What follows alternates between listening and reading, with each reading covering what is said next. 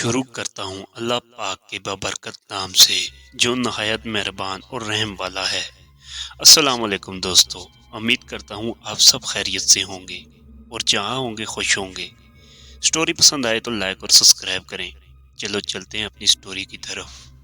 آج میں آپ کے سامنے ایک اور کہانی کے ساتھ حاضر ہوا ہوں۔ یہ میری زندگی کی سب سے عجیب کہانی ہے۔ ایسا واقعہ نہ پہلے سنا نہ دیکھا۔ یہ کہانی کراچی کے ایک کالونی سے تعلق رکھتی ہے۔ میری ایک دوست تھی جسے لوگ مہوش کے نام سے جانتے تھے۔ بہت ہی ہنسمکھ لڑکی تھی۔ اس کی شادی بھی بہت ہی اچھے انسان سے ہوئی۔ اس کا شوہر کسی جگہ ملازمت کرتا تھا کیونکہ تنخواہ زیادہ نہیں تھی۔ انہیں ایک سستا اور اچھا گھر چاہیے تھا۔ بہت ڈھونڈنے پر ایک کالونی میں انہیں اپنا مطلوبہ شیانہ دریافت ہوا۔ اس گھر میں 3 کمرے اور ایک ہال تھا۔ بہت ہی اچھی کنڈیشن میں تھا۔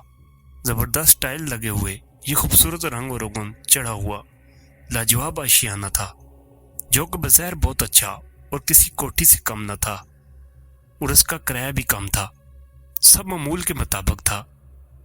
گھر بھی اچھا تھا اور کرایہ بھی کم تھا، لیکن اصل سبب سے یہ انجان لوگ ہنسی خوشی اپنی 1.5 سال کی بچی کے ہمراہ وہاں رہنے گئے اور شفٹ ہو گئے۔ پہلے دن تو سب ٹھیک رہا، بہت آرام سے دن گزرا۔ دوسرے دن کام تھوڑا زیادہ تھا، اس لیے بچی تنگ نہ کرے، اس لیے اس نے بچی کو بٹھایا، اسے کھلونے دیے اور اپنے کام میں مشغول ہو گئی۔ کام سے فارغ ہو کر جو ہی بیٹی کی طرف لوٹی تو دیکھا کہ بچی ایسے کھیل رہی ہے جیسے کوئی اس بچی کے ساتھ کھیل رہا ہے، لیکن مہوش تو بچی کے سامنے بہت دیر سے تھی ہی نہیں۔ بچی کا رویہ سے تھوڑا عجیب لگا۔ مہوش نے بچی کی اس حرکت پر زیادہ دھیان نہیں دیا، اسے نظر انداز کیا اور دوسرا کام کرنے لگ گئی۔ ایسے ہی چلنے لگا، آئے دن ایسا ہونے لگا۔ بچی کے مزاج میں اچھی خاصی تبدیلی آ رہی تھی۔ بچی ہر وقت ایک ہی جگہ دیکھتی رہتی، نہ ہلتی نہ نظر ہٹاتی۔ اس کو احساس ہو رہا تھا کہ اس گھر میں ان تینوں کے علاوہ اور بھی کوئی ہے۔ وہ اوپر منزل پر رہتی تھی اور اس کے نیچے کی منزل میں اس کی رشتہ دار رہتی تھی۔ روز شام کے 6 بجے سے 8 بجے تک لائٹ جاتی تھی۔ لائٹ جانے کے 5 منٹ پہلے مہوش موم بتی وغیرہ ایک جگہ رکھ لیتی اور اپنی رشتہ دار کے پاس چلی جاتی جو کہ نچلی منزل پر رہتی تھی، کیونکہ اندھیرا ہونے کے بعد گھر میں عجیب ماحول ہوتا۔ اسے اندھیرے میں بہت زیادہ دہشت ہوتی۔ ایک شام سالن بنا رہی تھی اور لائٹ جانے میں تھوڑا سا وقت تھا۔ اس نے سب موم بتی ٹارچ وغیرہ بازو میں رکھ لیے تاکہ بجلی جانے کے بعد ٹارچ موم بتی کے سہارے نیچے اپنے رشتہ دار کے پاس جا کر بیٹھ سکے، کچھ وقت گزار سکے۔ وہ بجلی جانے کے پہلے سب کام ختم کر دیتی۔ شوہر 8 ساڑھے 8 کے وقت گھر پہنچتا، اس لیے شوہر کے لیے کھانا تیار رکھنا ہوتا تھا۔ بہرحال سالن کو ہلکی آنچ پر رکھ کر بچی کو لے کر پلنگ پر بیٹھ گئی۔ اتنے میں واپٹا نے اپنا فن کا استعمال کرتے ہوئے بجلی بند کر دی۔ مہوش اٹھ کر موم بتی لینے گئی۔ اندھیرا تھا، کچھ ٹھیک سے دکھائی نہیں دے رہا تھا۔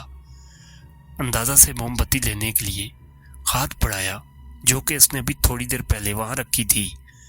جو ہی موم بتی لینے کے لیے ہاتھ بڑھایا وہاں تو کچھ بھی نہیں تھا۔ اسی حیرت زدہ حالت میں تھی کہ بچی کے چیخنے کی آواز آئی۔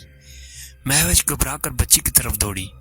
یہ واضح رہے کہ گھر میں ابھی اندھیرا ہے، کوئی بھی چیز دکھائی نہیں دے رہی۔ بچی کے پاس پہنچی، بچی زور زور سے رو رہی تھی۔ بچی کو اٹھانے کے لیے بڑھی، لیکن ہاتھ میں سوائے پریشانی کے کچھ نہیں آیا۔ بچی وہاں سے غائب تھی، صرف اس کے رونے کی آواز آ رہی تھی۔ گھر کا نقشہ پوری طرح بدل گیا۔ روم سے کچن کی طرف جا رہی تھی تو باتھ روم پہنچ گئی۔ کچن کی جگہ باتھ روم آ گیا۔ اسی بیچ لوگوں کے کہکوں کی آوازیں آنے لگیں۔ یہ آوازیں بہت زیادہ تھی، ایسا لگتا تھا سینکڑوں بلکہ ہزاروں لوگ ہنس رہے ہیں۔ پورے گھر میں بچہ ہی بچہ نظر آنے لگا۔ پورا گھر بچوں سے بھر گیا، جہاں تک نظر جائے وہاں تک صرف بچے، وہ بھی بالکل اس بچی کی شکل کے۔ پورے بچوں کی شکل اس بچی کی جیسی تھی۔ اس طرح کا منظر دیکھ کر اس کے ہوش و حواس ٹھنڈے پڑ گئے۔ جیسے تیسے اعصاب پر قابو پاتے ہوئے اس نے آیت الکرسی کا ورد شروع کر دیا، اور جیسے ہی شروع کیا بیچوں بیچ میں وہ بچہ کہکا لگاتے اور بولنے لگتی۔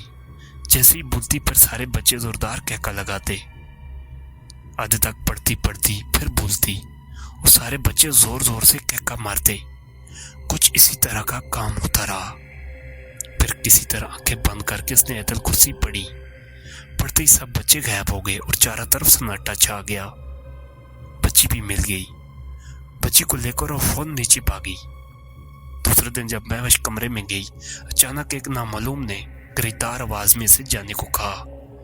ये चौंक गई। मुड़कर आसपास देखा तो वहां कोई नहीं था। इसको लगा शायद वहम है। इसे नजरअंदाज करके आगे बढ़ी।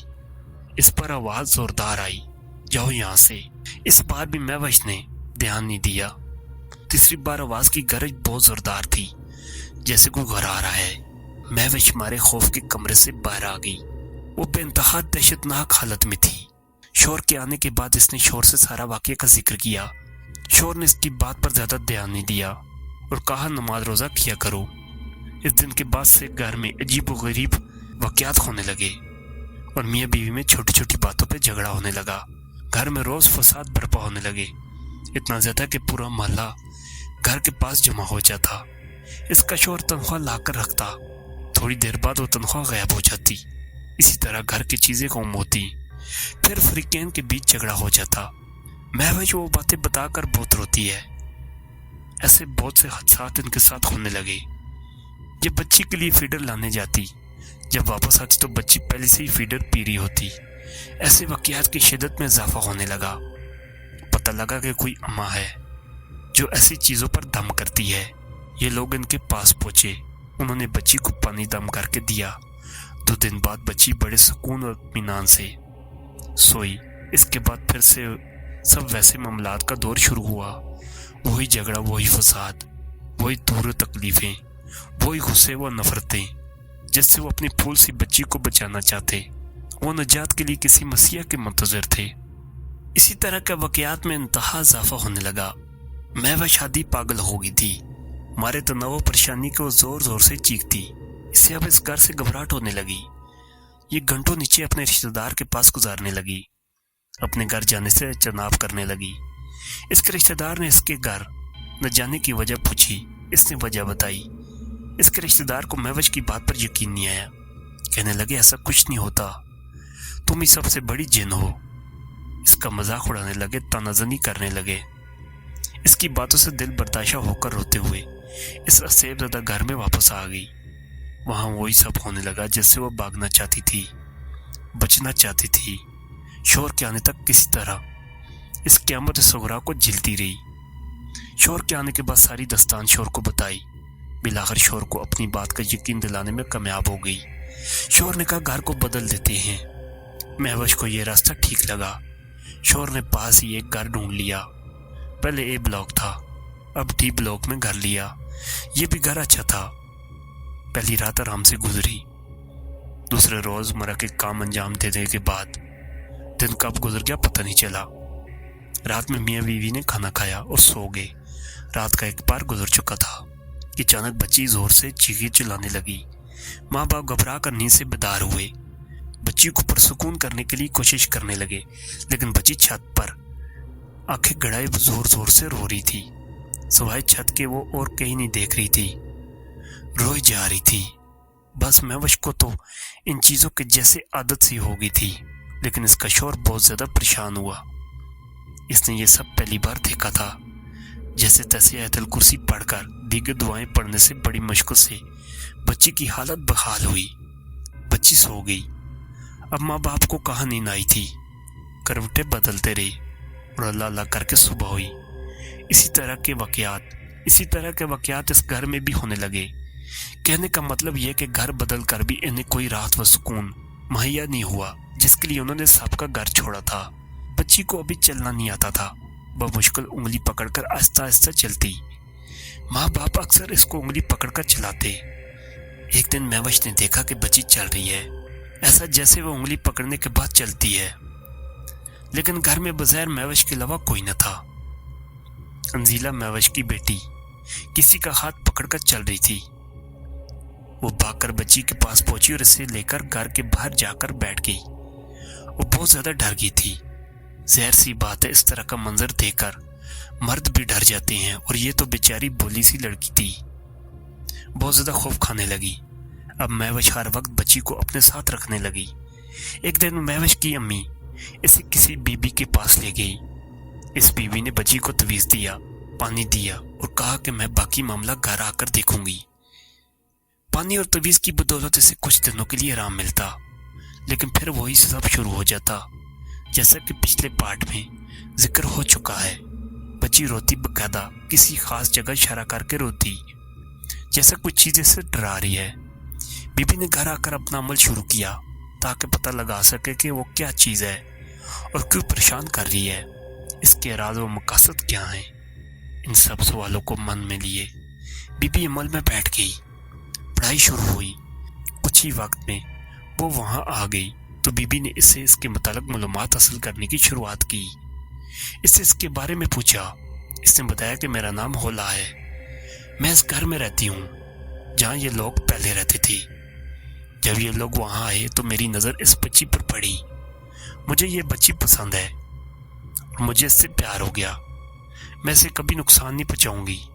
अगर इस बच्ची को मुझसे आप जुदा ना करें तो मैं इन लोगों के साथ सिर्फ इस बच्ची की वजह से हूँ। अगर आप लोगों ने मुझे इससे अलग किया तो मेरे पास इन लोगों को तबाह व बर्बाद करने के अलावा कोई चारा ना होगा। इसके बारे में सभी ये समझ रहे थे कि वो कोई जिन या चुड़ैल होगी, लेकिन ऐसा नहीं था। वो होला थी, एक शीमेल की बदरू। अब बच्ची की हालत मजीद और ज्यादा बिगड़ गई। वो हर वक्त गुमसुम सी किसी और दुनिया में रहने लगी। बगैर पलके झपकाए सिर्फ छत की तरफ देखा करती, बिल्कुल जिंदा लाश की तरह। माँ बाप दुआ पढ़ते, कुछ देर थोड़ा सा सुकून के बाद फिर वही। इसके बाद शोर को कहीं से पता चला कि एक दरगाह में बहुत पूछे हुए अमल हैं, वो शर्तिया आपकी जान इस बदरू से छुड़वा देंगे। तो ये लोग दरगाह के लिए निकल पड़े कि रास्ते में अंजीला बोल पड़ी, मुझे वहाँ मत ले जाओ, वो मुझे मार देगा, जला देगा, भस्म कर देगा। इतनी छोटी सी बच्ची के मुंह से ऐसे अल्फाज सुनकर माँ बाप की हैरत की कोई इंतहा न रही। वो बच्ची की तरफ देख रहे थे। बच्ची का चेहरा बहुत ही खौफनाक हो गया था। आंखें बड़ी बड़ी बाहर को निकली हुई, मुंह हाथ की हथेली जैसा पीला हुआ, लटकते हुए होंठ। ये अंजीला नहीं थी, अंजीला के जिस्म में होला थी, वो बदरू। इसने इन लोगों को वहां जाने से बहुत रोका, बहुत मना किया। कहा कि मुझे इस बच्ची से दूर मत करो, मैं इसे कोई नुकसान नहीं पहुंचाऊंगी। भला कोई भी वलदैन अपनी औलाद को, अपने जिगर के टुकड़ों को ऐसे शैतान को सुपुर्द क्यों करेंगे। उन्होंने कहा हम तो जाएंगे, तुझे इस बच्ची को छोड़ना ही पड़ेगा। इसने कहा ठीक है, अगर तुम लोग चाहते हो मैं इसे छोड़ दूं तो छोड़ दूंगी, आपकी इस ख्वाहिश को पूरा करूंगी। मैं इसे छोड़कर जाऊंगी, लेकिन जाते जाते इसको ऐसा नक्श दे जाऊंगी कि तुम सब लोग मुझे मरते दम तक याद करोगे। जाते जाते वो मासूम अंजीला को बहुत बड़ा ऐब देगी। इसने अंजीला के हाथ का अंगूठा और बड़ी उंगली छोड़कर बाकी 3 उंगलियां काट दी। हाथ में सिर्फ 2 ही उंगलियां रह गईं, अंगूठा और बीच वाली उंगली बस, और इसके जिस्म से चली गई, लेकिन जिंदगी से पूरी तरह नहीं गई। आज अंजीला 12 साल की है। खुदा ने इसे काफी हुस्न दिया, लेकिन इस दख्तर हनास ने इसके जिस्म में बला वजह ऐब व बगाड़ पैदा किया। आज भी अक्सर अंजीला अचानक नींद से चीखती पुकारती उठती है। ऐसे बुरे ख्वाब आते हैं जिसम में पहले ऐब था ही, अब सुनने में भी दिक्कत आ रही है। ठीक से सुनाई भी नहीं देता। ऐसे अक्सर जिस्म के इस हिस्से को छुपाती है जिससे बदरू ने ऐब लगाया था। इस्लाम में बदरू का कोई जिक्र तो नहीं मिलता, लेकिन ऐसे वाक़यात अक्सर सुनने में आते हैं और तवातर से आते हैं, और हम सोचने पर मजबूर हो जाते हैं। अल्लाह हम सबको ऐसे आफात और बलियात से महफूज रखे और ऐसे शैतान को निस्त नबूद करे। आमीन।